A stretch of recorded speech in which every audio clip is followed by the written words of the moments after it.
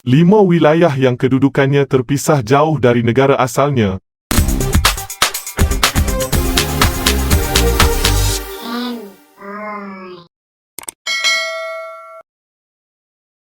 Berdasarkan faktor sejarah dan peperangan, wujud beberapa kawasan unik yang hak miliknya diserah kepada kuasa asing.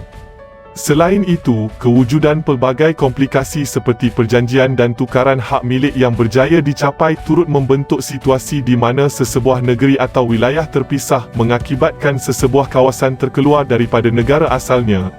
Negeri-negeri yang terpisah ini digelarkan sebagai eksklave atau eksklav boleh wujud dalam beberapa situasi, sama ada eksklav penuh atau eksklav separa.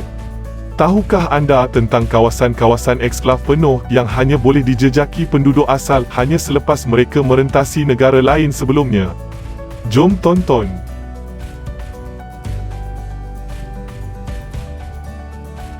Nombor 5. Republik Autonomi Nakhchivan Azerbaijan.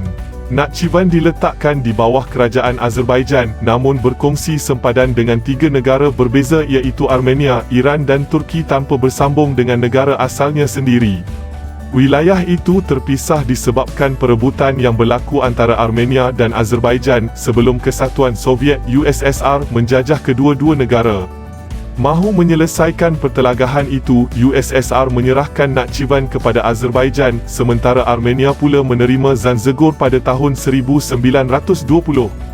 Pembahagian itu kekal walaupun berlaku kejatuhan USSR pada tahun 1991 dan Nakhchivan terus terpisah daripada negaranya sehingga kini.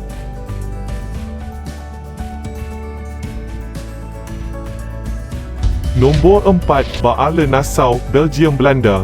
Salah satu titik sempadan paling aneh di dunia, Pekan Baale Nassau yang terletak di selatan Belanda merupakan pekan yang terbahagi kepada beberapa eksklav yang berbeza antara Belgium dan Belanda. Baale Nassau terletak dalam Belanda, namun di dalamnya eksklav milik Belgium yang dikenali sebagai Baale Hertog. Semuanya berpunca daripada perjanjian di antara pemerintah Breda dengan Brabant pada abad ke-16 yang membahagi dan menukarkan hak milik kawasan di dalamnya antara mereka, mengakibatkan keadaan itu kekal sehingga sekarang.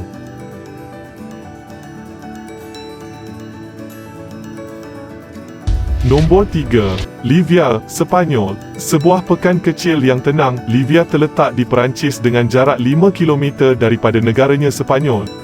Selepas perang antara Sepanyol dan Perancis yang dikenali dengan nama Perang 30 Tahun, Sepanyol yang tewas bersetuju untuk menandatangani perjanjian antara kedua negara, menyerahkan 33 kampung mereka kepada Perancis. Atas statusnya ketika itu sebagai sebuah pekan, Livia tidak tertakluk kepada perjanjian tersebut menyebabkan pekan tersebut tidak disenaraikan dalam penyerahan menyebabkan Livia dikelilingi tanah yang jadi milik Perancis, mengasingkannya daripada Sepanyol hingga kini.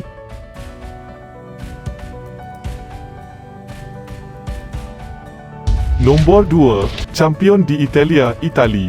Sebuah kawasan kecil hanya seluas 2.68 km persegi, Champion di Italia terletak dalam Switzerland tetapi tertakluk di bawah bidang kuasa kerajaan Itali. Perjanjian pada tahun 1798 bagi membentuk persekutuan Swiss memberikan pilihan kepada penduduk Champion untuk masuk ke dalam persekutuan baru itu atau kekal dengan kerajaan sedia ada ketika itu iaitu Kerajaan Lombardi. Mereka memilih untuk kekal dengan Lombardi sebelum Lombardi diserah kepada Kerajaan Sardinia yang seterusnya mengekalkan Champion di bawah Itali dalam zaman moden semasa usaha penyatuan Itali dimulakan.